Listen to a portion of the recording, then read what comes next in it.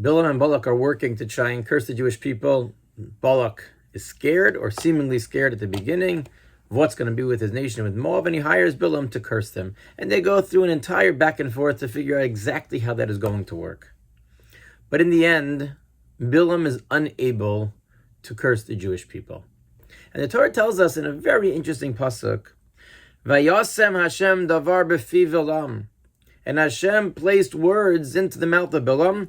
Vayomer, and he says, Shuv el Balak, go back to Balak, v'chos daber, and tell him as follows. And he goes back, and he goes through with the entire episode explaining that he can only possibly communicate that which Hashem wants him to, and there's no way that he can curse them, and in fact, they are a blessed people. But the Ohr HaChaim HaKadosh is troubled and tries to figure out, what does it mean, Vayasem Hashem davar?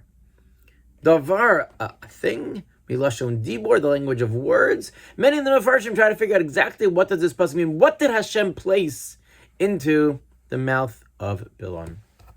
And the Ohr HaChaim HaKadosh teaches us something which is essential, something which is very, very important to keep in mind. And he writes that Hashem was about to put the most exquisite, the most beautiful brachos into the mouth of Bilam. Brachos that are going to shower upon the Jewish people as a conduit from Hashem. But the problem is who is Bilam? Bilam Harasha. He's a terrible, wicked person. He was a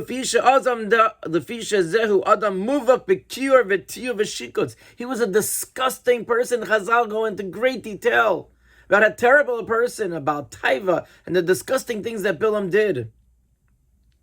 How could it be that he's the Navi? How can it be that the Ruach, the words of God, are going to be placed onto this person? So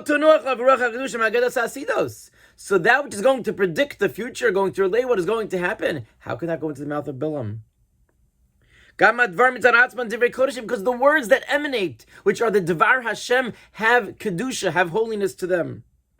And they can't go into somebody who's so tameh.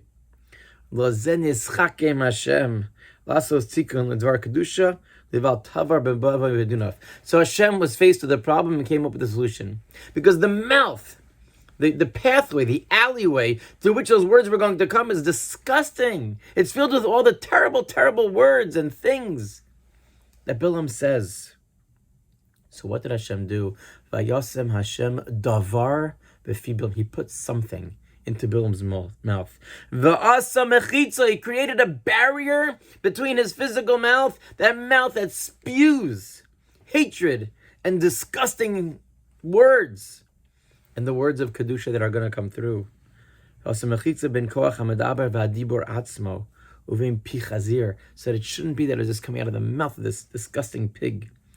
V'hu maimar, and that's what it means. V'yasam Hashem davar b'fi Bilam, that he put something into the mouth of Bilam. He wanted to make sure that there was going to be a hefsek, there was going to be a barrier. Because how can it be that out of a mouth that spews tumah, Kedusha can emerge? And while it's on the level of Bilam, certainly he was a terrible, terrible Rasha, and the words of Kedusha could not come out, special words of Kedusha, of Nevuah, could not come out of his mouth. It certainly is a fundamental lesson to all of us. If we want the Devarim Kedushin, we have one mouth. And if we want the words of Tefillah, if we want the words of Torah, if we want the kind, nice things that we say to be things which are l'ratzon, are desired by Hashem, how can we use that same mouth to use disgusting words, to speak lashon hara, to talk negatively of other people? We're given one kli, and if we want to make sure that our words are precious, we don't have the option of putting something, a mechitza, in our mouths. So what necessitates of us is that we elevate our mouths. And if we use our mouths, if we use our words to elevate other people, then everything else that comes out of our mouth is on a different level. That's the message that Hashem is giving over in this pasuk. That's the message of the Ohr HaChaim, that if you want your words of tefillah, if you want those words to be words that can penetrate the heavens, the things that we are saying when we're not involved in tefillah impact the quality of those tefillos. It's a scary prospect, but it also gives us the opportunity to mekadesh our peh, to be mekadesh our mouths, to speak words that will help people, words that will make people feel good, kind words, words of tefillah, words of Torah.